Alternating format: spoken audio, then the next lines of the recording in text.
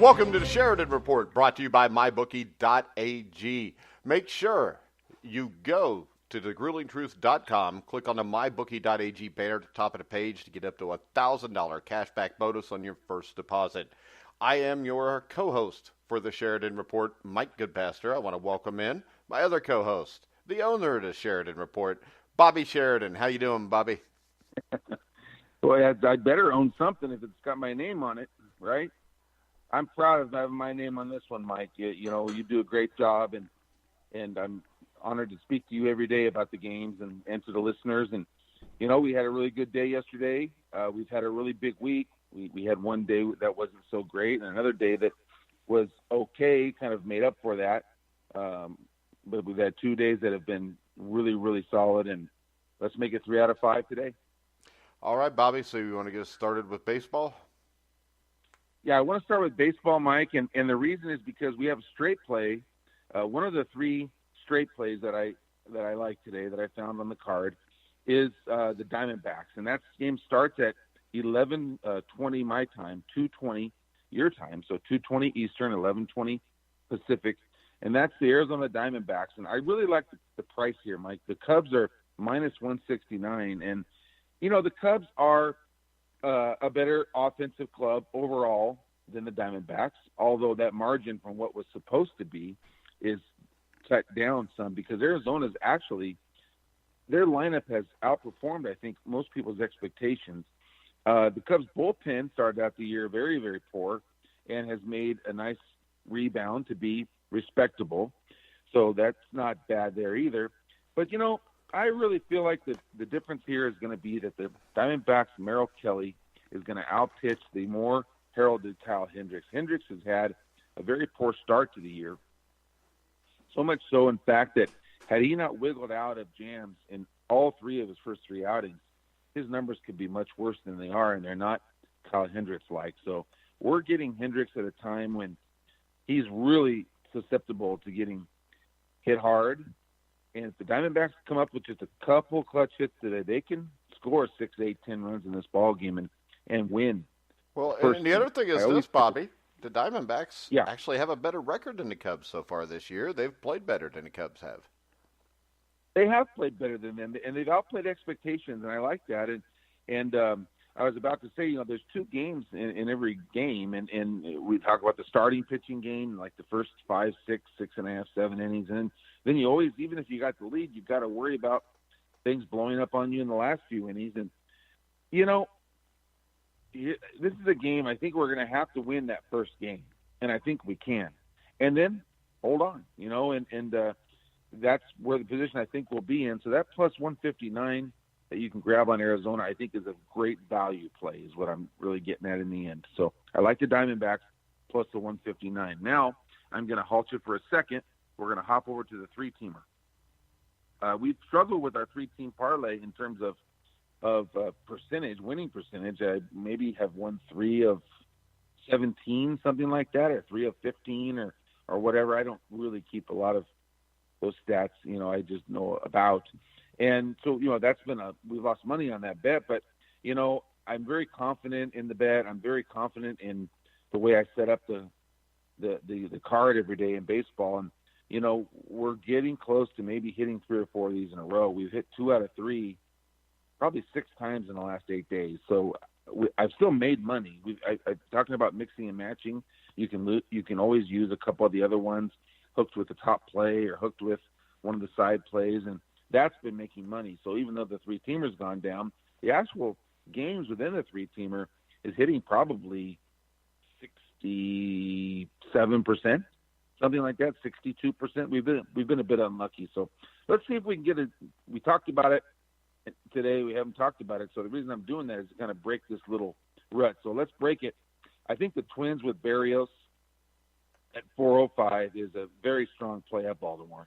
I think Minnesota's going to hit that series hard here. And Baltimore come off of a tough series, and you know Baltimore has outplayed expectations, but this is a great pitching matchup for the Twins and their ace. So I like Berrios. Then we can roll that to the Rockies. The Rockies are playing their best ball now. We just clicked with them last night as our top play.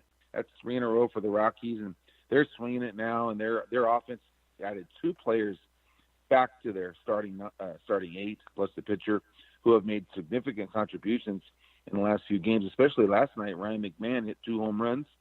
So with their ace on the mound, well, yesterday was their best home pitcher. Now we're going to go to their most dominant pitcher, the best stuff, German Marquez. Colorado we've lost money on, but we're going to get it back on them because this is a solid team. It's going to be heard from in the National League West. So we like the Rockies a lot tonight. Marquez over Velasquez. Marquez is dominant. He just, in the last outing against the Giants, had a perfect game into the 7th and wound up with 1 hitter. So I think we can back that up, beat the Phillies. And then the third game in our parlay, the winner will be the Cardinals over the Mets. And this will be the first time you've heard me pick against the Mets. The pitching matchup here really goes against them. And, St. Louis's bullpen is rested, and their offense can score. No doubt they can score with the Mets. So I think that St. Louis will have more opportunities. Jason Vargas, the Mets' 5th pitcher, I don't believe will be their 5th pitcher as the season wears on. I think what I saw from his tape the other day was not very good. So if the Cardinals do not put up a lot of runs here, I'd be surprised. So 3-teamer, St. Louis, Colorado, Minnesota, and it pays almost 4-1. So that's a really good value bet too. All right, and I know you got another straight play or 2 here today too, don't you? 2 more straight plays, and I'll save the top play for last. And let's hit my my other straight play that's not the top play, and that's the Blue Jays tonight. The Blue Jays, we just had them last night. That was our free play. It was posted online at plus $1.63. So we're 12-3 in our last 15 free plays. If you follow me on Twitter, or if you go to the website, SheridanReport.com, it's posted every day on there, usually hours before. Like last night, I think it was up around maybe 1 a.m. or 2 a.m. Eastern, maybe 11 Pacific, something like that. And there it is. So it's 12-3, and we're going to come right back with the Blue Jays. They're switching coasts now, and they're coming to the West Coast. But yesterday was a day game, and this is a night game, so it's a day and a half. And then they're picking up 3 hours. So I'm not worried about the travel. And they're coming to Oakland, which Oakland was a big win for me the other night personally to overcome a slow start. So, but I think in this spot, Toronto with Stroman on the mound over Aaron Brooks is a pitching edge to Toronto, a starting pitching edge. And these games tend in Oakland to be pitcher duels. And I think that, Toronto's bullpen has shown some signs of life recently.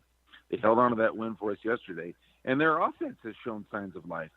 Oakland relies on the long ball, and I think Marcus Stroman can keep them off balance at plus 114.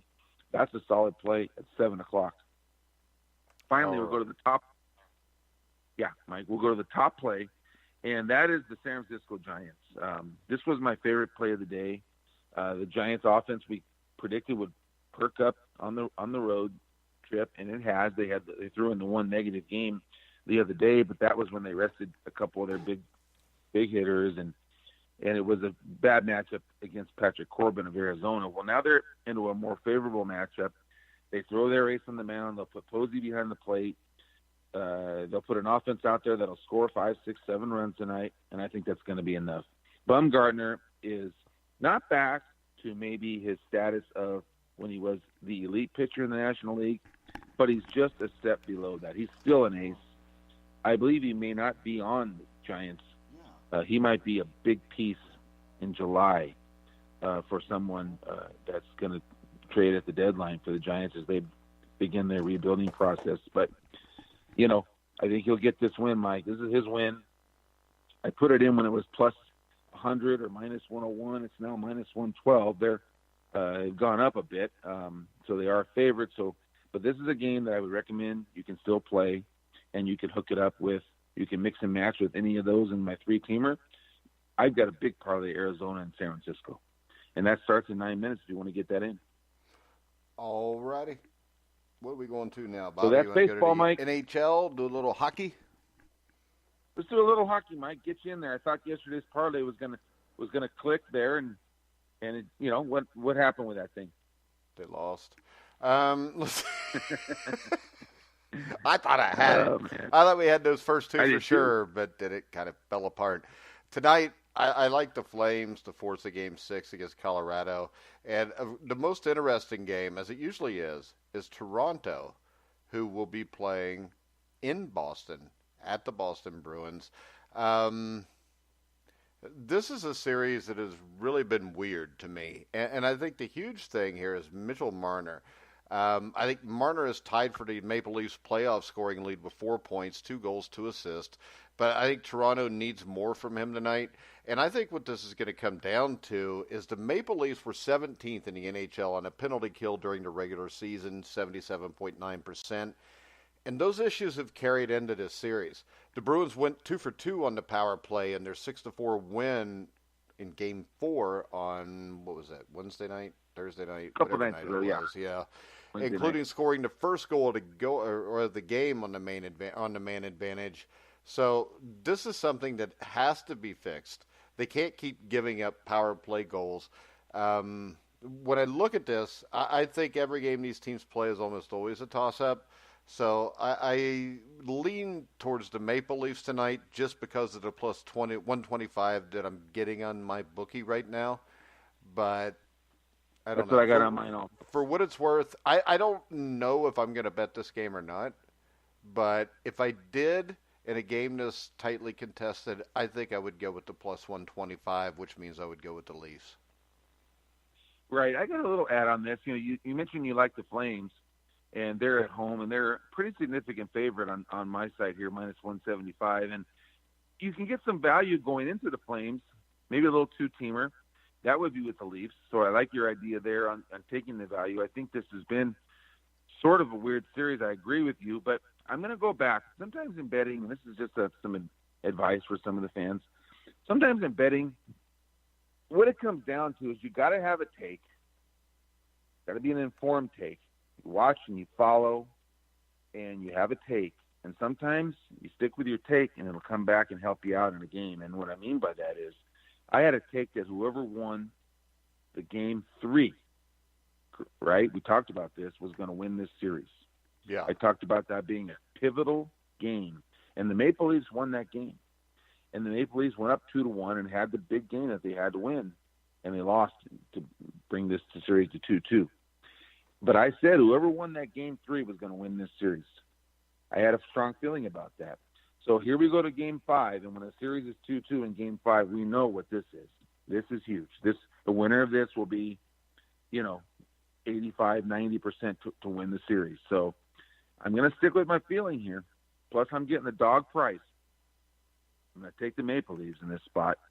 Small, because I don't bet hockey much, and we're just kind of getting into this right now. But I do think this is a spot where they can go there and keep this series being weird, turn the tables on them, and get this to a home Game 6 situation, which is what I kind of picked, Maple Leafs in 6. So let's give the Toronto fans some good karma there and take them tonight. All right, Bobby. What about the NBA? Well, the NBA, let's stay with the Toronto theme. The Toronto fans are going to love me there, but they're going to hate me here. This is a big night for Toronto sports, and I'm on the Blue Jays, and that's just kind of ironic. I'm on the Blue Jays tonight. I was on them yesterday, so I brought them some good karma there. I'm on the Leafs tonight, and I've been on them in a few of those wins. So good karma there. But I think your Raptors are going to go down tonight.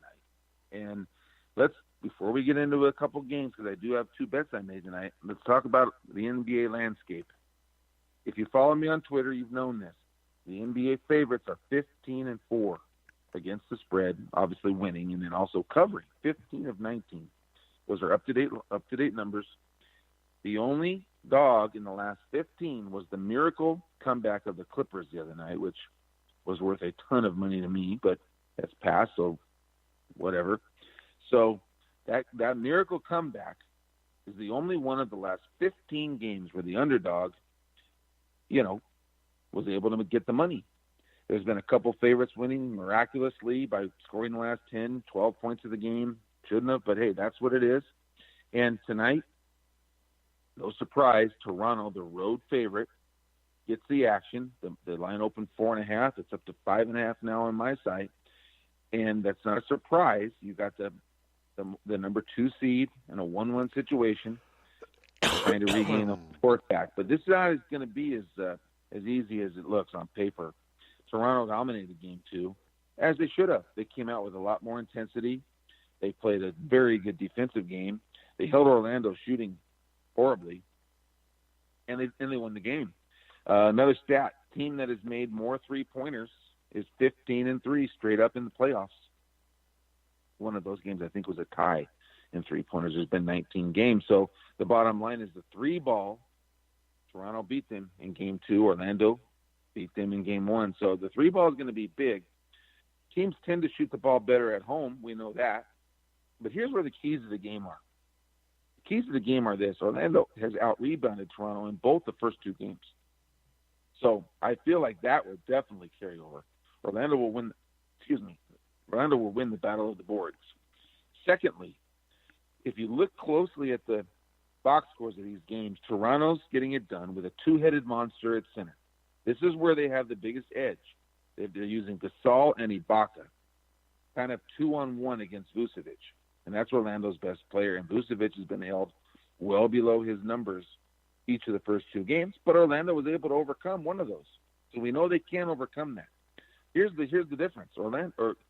Toronto, other than the 2-headed monsters, getting good minutes off the bench from only one other performer, who Orlando's using and getting good production from 3 other performers. So I believe that the depth, the 3-point shooting, and the rebounding are all things that will give Orlando a huge shot in this game.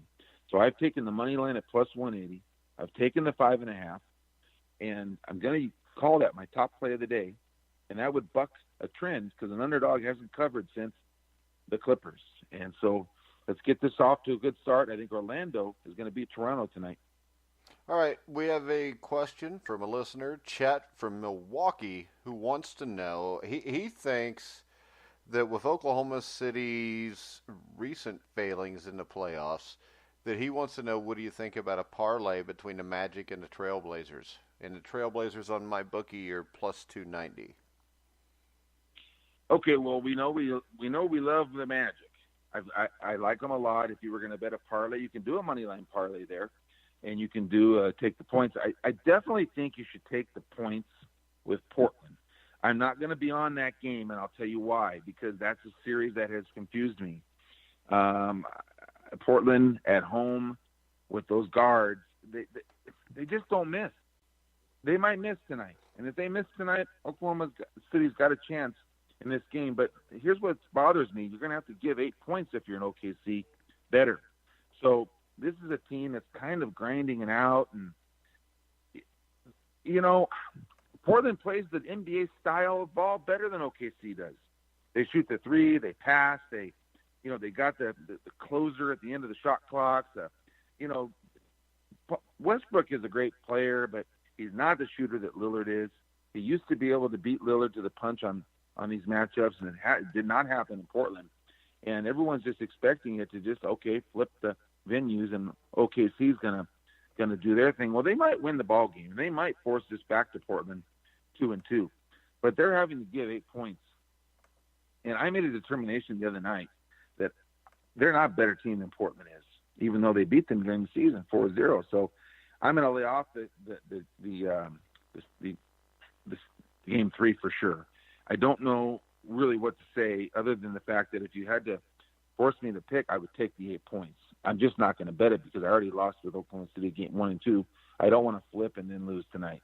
That's just my own personal thing. I just read it through to MyBookie, and those two combined in a parlay do give you like 10-1 odds on a money line parlay.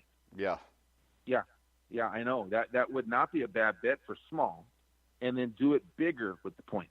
Yeah, because Toronto and OKC could both win these games tonight straight up, yet not covered. That could happen very easily. So I would say do a small parlay with the I'm not going to talk you off that with the money line, but do a bigger parlay with the points. And then if you're going to cover the whole thing, I say cover it with Orlando straight. Sounds like you might like Portland straight. I'm talking to the listeners. So I would probably do that. Something like, let's just say a $10 parlay money line, a 25 parlay with the points, and then that's 35 invested, stick 75 on the Magic. So make money if they win. Or the Blazers, whoever is your number one game. Of course, if you get to the Blazers and Orlando wins, you don't even have to bet the Blazers. You've got it all ready set up in your parlay. So looks like you got a good plan tonight. Go with it. All right. Another question from Kent from Louisville, Kentucky. He wants to know your take on the Celtics, who are +3 tonight over the Pacers. All right, well, this is my second game, and I'm going to go with the Pacers in this game. And I hit Boston, and I had Indiana in game one, and that was the halftime lead of 7-8 points that got obliterated late in that game. So then you come back, and I say, okay, I believe you now. I didn't like how things looked, and I took Boston in game two, and got very lucky. So Indiana to go 0-2 is somewhat unlucky, but to go without covering in the both two, that's almost unbelievable. Here's why I like Indiana tonight. Obviously, we're coming back to the home court. That's number one. But they made enough solid changes offensively. See, the problem is they can stop Boston long enough in stretches to win a ball game. They've proven that. But can they score enough?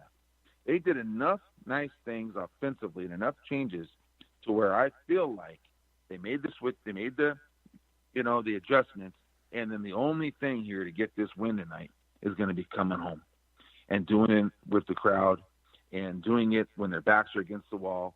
They're going to be very focused and play with urgency tonight that you've never seen.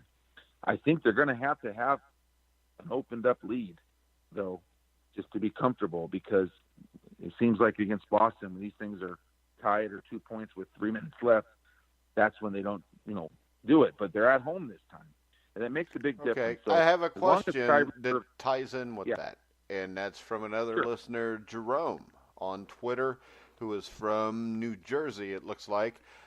Jerome wants to know, he said the Celtics and Pacers played a little over 2 weeks ago, and they played a game that was very important in Indiana, and the Celtics dominated it. Do you take that into account here, or is this completely different to you because it's the playoff game?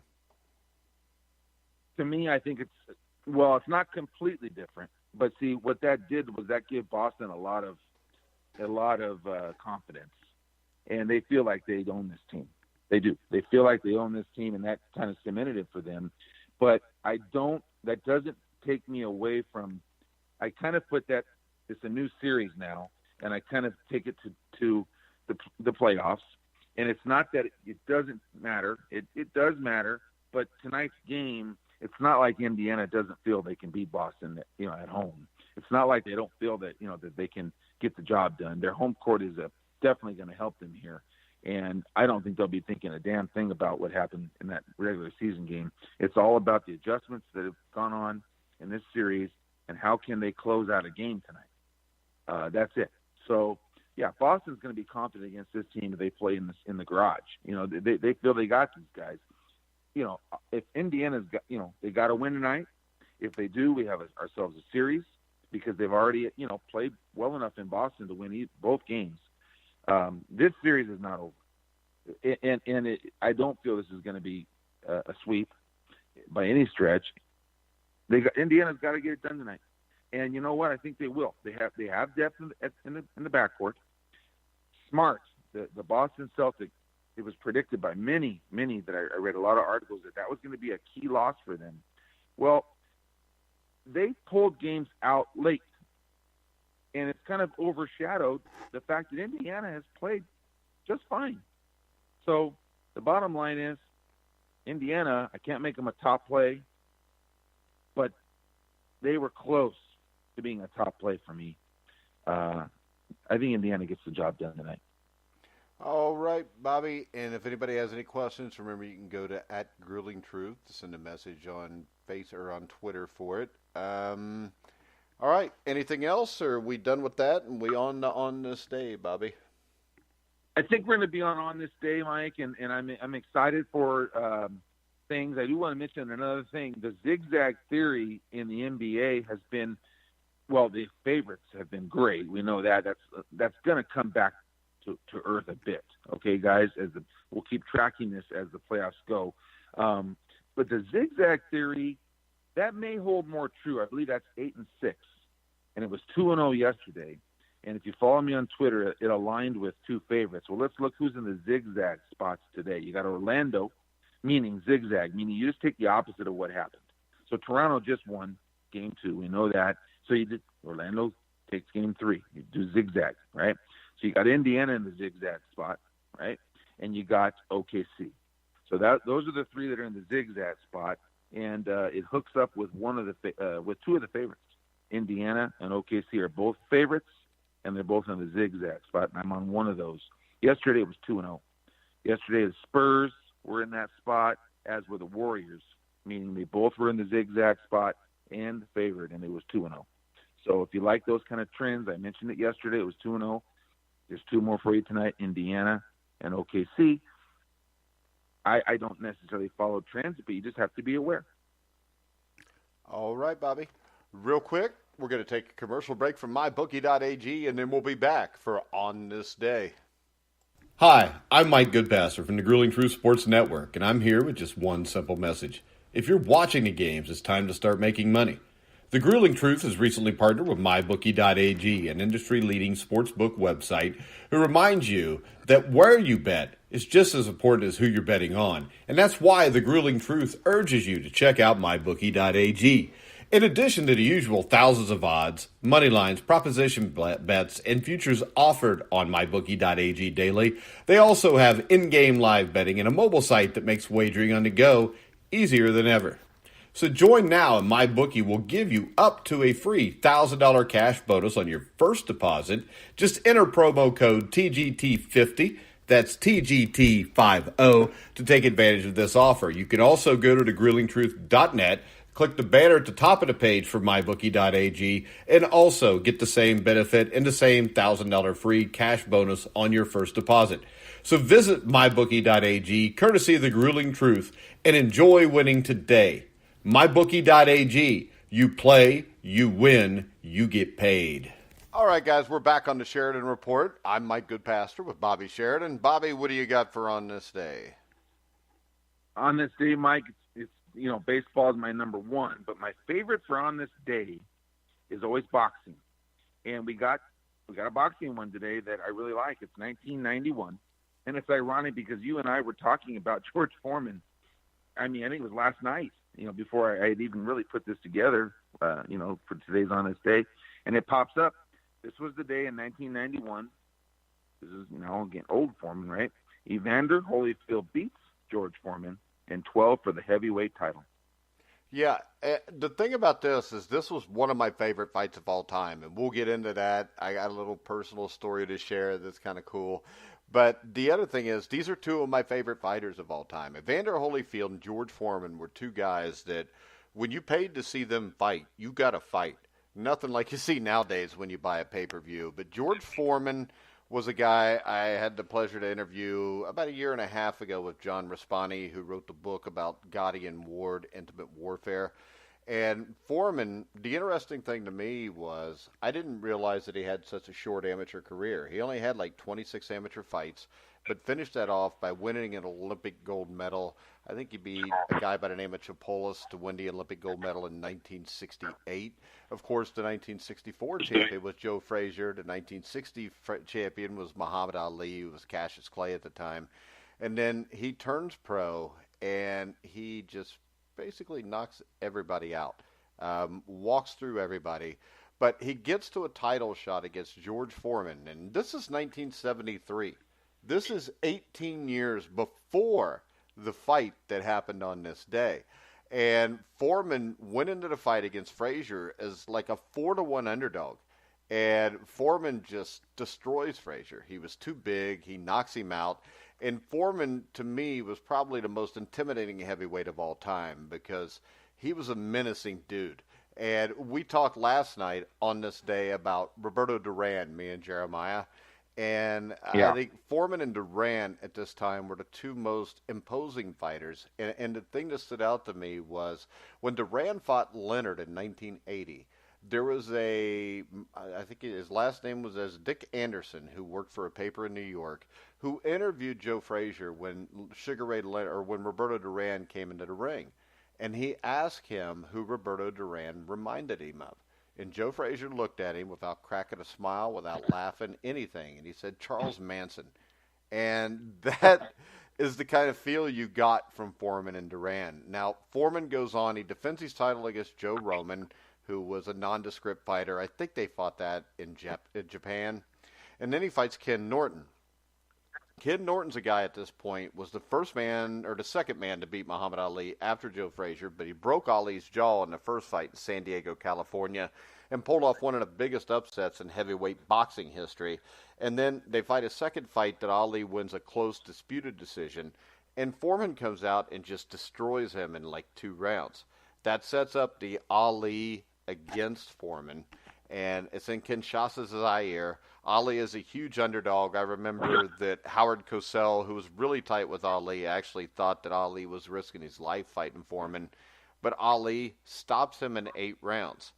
And they move on, and he fights Ron Lyle next. And this is almost 2 years later that he had off. And him and Ron Lyle fought one of the greatest fights in boxing history, multiple knockdowns on both sides. He wins the fight. He wins a rematch against Frazier. And he looks like he's headed for a possible rematch with Ali, and he fights in San Juan, Puerto Rico, a man by the name of Jimmy Young. Jimmy Young technically was a great boxer, and Young surprisingly knocks Foreman down, beats Foreman by decision, and Foreman, in his dressing room, basically has what he claims was an out-of-body experience. And the way he explained it to me was he goes in the locker room, he collapses down on the bed or whatever it is there, the table, and he thinks to this day that he was just inches from dying. And I'm sure probably some dehydration too, because I think this was at Hawthorne Stadium, which was in Puerto Rico. It was fought in like 120-degree heat. But in his dream, God came to him. And when God came to him, it changed his life, and he actually retired from boxing. And the next 10 years he spent as a youth pastor in Dallas, Texas. You fast forward to 1986, I mean, he weighs 300 and some pounds, in no fighting shape, doesn't really think about fighting. And the place that he's the pastor at is starting to go bankrupt, and something's got to be done. They got to make some money somehow. So George decides that he's going to come back and he's going to box. Basically, his reason to box was not to be the heavyweight champion again. It was basically to come out and help the church so it didn't go under. And his first fight was against a heavyweight by the name of Steve Zowski. This is a guy that fought Tommy Morris and Mike Tyson, but he got knocked out by everybody. And Foreman knocks him out. And Foreman runs through this. He beats a bunch of nondescript guys that most people, unless you're like an avid boxing fan, have never heard of. And then he gets to 1990, and he fights Jerry Cooney. And they called this fight, two geezers at Caesars. And it was because Cooney was in his 30s. He was well past his prime. He hadn't fought in 3 years since he lost the fight against Michael Spinks for the heavyweight title. And Foreman hits him and knocks him out in the second round. He fights Adelson Rodriguez, who was a top 10 heavyweight, and beats him. At the same time, Evander Holyfield became the heavyweight champion of the world. Of course, everybody remembers Buster Douglas, who beat Mike Tyson. And when Douglas, instead of giving a rematch, he fought the number one contender so he wouldn't be stripped, which was George Foreman, or Evander Holyfield. Holyfield knocks him out in 3 rounds. Now, everybody thinks you're going to get Holyfield against Tyson.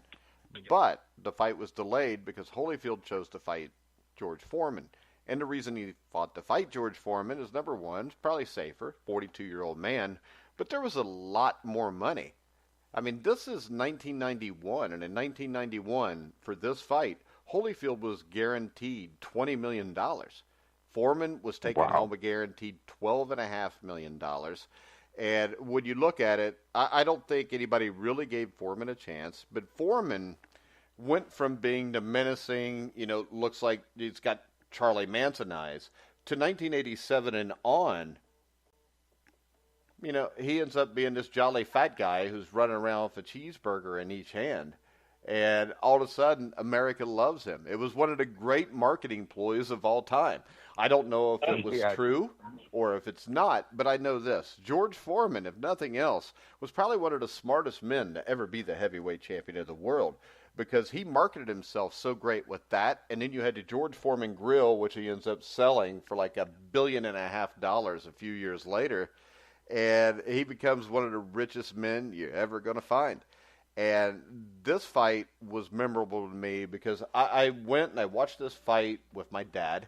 This was 1991, and we went to a hotel ballroom over in northern Kentucky to watch the fight. And we had a great time. It was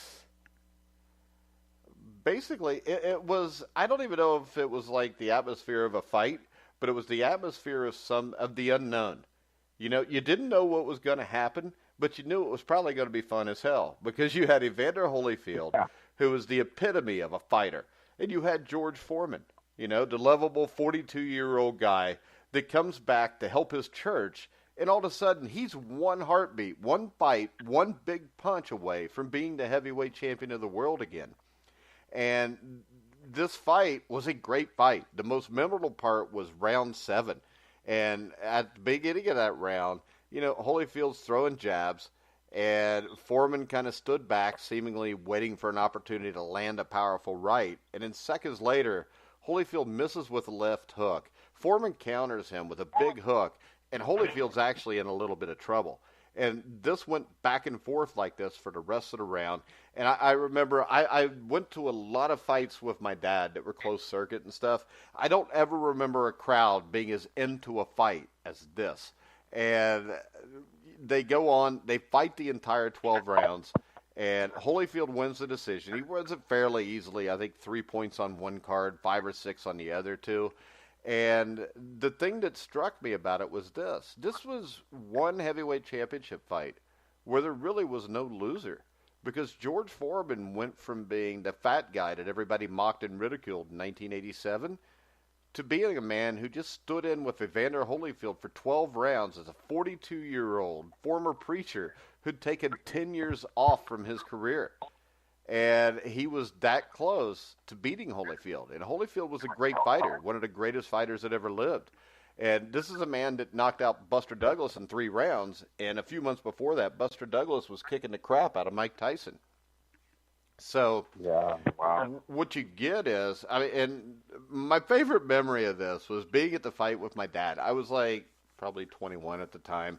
And my dad liked to drink his Budweiser. He got a little drunk. Not too bad, because my dad was a big dude. He could drink all damn night and it didn't affect him. But I remember as we're leaving, he says, "Hold on a second, I'm going to go to the bathroom." He goes to the bathroom.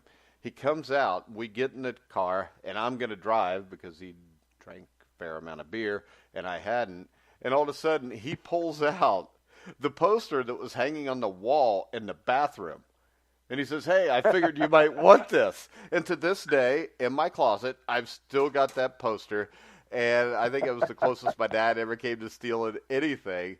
But I remember that fight because of that. And that's great. The reason I think I was so drawn to sports was for moments like that. Because those moments when I was younger, up until a few years ago, always included my father. And it's kind of the thing that brought us together. And I know I brought up John Raspani and how he interviewed George Foreman with me. And that was the big thing we both took away with it, was after we did that interview, even like 3 months ago we had this conversation. Because John was like I was with my dad, which was tight as it could possibly be. And we both talked about that, and I'm like, man, when you were interviewing George Foreman with me, when you're asking him questions and talking to him, were you thinking the same thing I was, that, man, I wish my dad was here to hear this? Because, that's what this is all about to me. That's why I remember everything before a certain time, but the stuff today doesn't mean that much to me. When I look at this, and then you look at a man like George Foreman and a man like Holyfield. George Foreman is what sports are about. because he was a guy at one point that had the world at his fingertips, and then for some reason, probably something more mental than anything else, lost it. And then 10 years later, he comes back. And most people thought after Holyfield Foreman, George Foreman, that was his one chance. He came close. Everybody's going to love him, and that's it.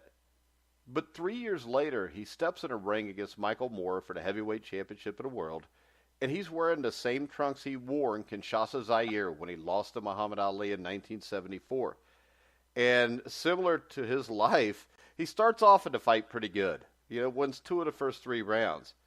And then everything just kind of spirals out of control. He's getting the crap beat out of him. His eyes are swelled up. Larry Merchant on there is talking about maybe he doesn't have it anymore. And, Emmanuel Stewart saying they should stop the fight. And then in the 10th round, when you think he's done, he hits Michael Moore on the chin with a right hand, puts him down, and becomes the heavyweight champion of the world almost 20 years exactly to the day that he lost that. And when he lost that in 1974, I think it took away his self-worth to himself. And in those 20 years in between, he had regained that by giving his life to God. And, he fought for something bigger than himself. And right. I think when you have the greatest athletes, they do something. I mean, Joe Louis, Muhammad Ali, they represented something more than just themselves. They represented their fans, because guys like Ali and Louis had a connection to their fans that most don't. And, I mean, when you look at George Foreman and the story of George Foreman and everything he did and everything he overcame, to this day, he does a reality show every once in a while that's pretty entertaining, too, that I didn't even know about until I interviewed him. But the guy is nearing 75 years of age, and he's still one of America's most beloved athletes. And this is from a guy that when he was 24 was one of the more hated ones because of how scary he was and the way he menacingly went through life. And in that 50 years, from 24 to now, he has completely turned around what everybody thought about him and became the guy that was the villain to the guy that was the hero. Yeah, what an amazing thing. And you're right, fighting for something not just himself, for other causes and other causes that are more meaningful, obviously. And you're also looking at a man in his mid-40s versus mid-20s who just the maturity and the his time in the church, what that must have given him. And that's amazing, Mike. I do remember the Michael Moore thing. I don't remember most of everything he told me, though. It makes it so much more special. And to realize he wore his same same trunks from 74, here we are at 94, and he's losing the fight, and he hit the miracle, the miracle one punch. Wow, what's going on with George Foreman now? What's the update with him? Actually, there was nothing good, because his daughter, I think her name was Frida, because he named all of his kids basically, George, but he named her Frida because you can't really name her George. But he does have a daughter named Georgette. But his daughter one of his daughters just recently committed suicide. So I haven't seen much of him since then, but that's what I hear. But yeah, that's too bad. I'm sure his faith, how old is he now? He's got to be what? Oh, he's in his 70s. Yeah, in his 70s. He was 42 in 1991. How many years ago was that? It was 28 years ago. So he's like 70 years. Yeah, he's like 70 years old now. Yeah, and he's probably really, really still into the church and helping and giving to a lot of people. And wow, I gave him a lot of selling that grill. Gave him all the funds he needed to fund his church. The thing about his daughter is his daughter was a professional boxer, the one that just recently passed away, Frida, and she'd had like 6 fights, and she was like 5-1, and she said it was always her dream to follow in her father's footsteps, and basically he paid her to retire because he said that boxing was not something he wanted any of his kids to do. Yeah. And I'm wondering if she had any CTE issues, She only had 6 fights, so I don't know. I mean, the bad thing was the official death was asphyxiation from hanging. Yeah, wow. So that's sad. I don't know if I could handle it. You would take a lot of faith to get you through that, and yeah, But that's a great story, Mike. Great recollection of that. How could you top?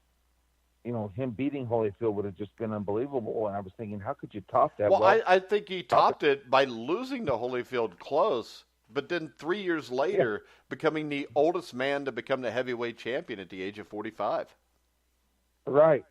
That is just incredible how he was able to always just one up it, and I could totally see too how dehydration and exhaustion could have bit him in Puerto Rico. Yeah, but either way, I mean, it's an amazing story, and probably one of the most amazing stories in boxing history. And boxing has probably more amazing stories like that than any other sport, and that's why I've always kind of been drawn to it, because it's just you against somebody else, and if you screw it up, the whole world knows about it. And also on top of that, if you're afraid or you're a coward, the whole world's going to know. Yeah. Mike, do you have on your Legend series, is there an interview you have with Foreman that could be found on the website? Yeah.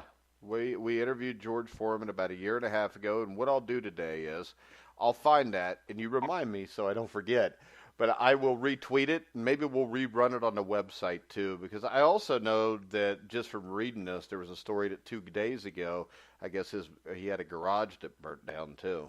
So, okay, I would love to hear. I want to listen to that, and I would, that'd be great. I think if you reposted it or tweeted it out, so so it's easily accessible. I think some of the fans would like to go back and listen to that interview because it's very recent. All right, I haven't posted much today, so we'll go ahead. We'll rerun that today on the website, and then we'll retweet it. So keep an eye out at The Grueling Truth. And also, Bobby, we doing a show tomorrow? We sure are. I like the Saturday specials that we've done, and they've been really. Yeah, I would like to say this. I mean, we're also on Barn Burner in Canada. We're on, like I said, iHeartRadio, Spotify, iTunes, all that. And we're averaging, between all of those, up to 20,000 listens a day. And I just wanted to thank everybody that listens to the show. And we really appreciate that. And we did not expect those numbers that quickly.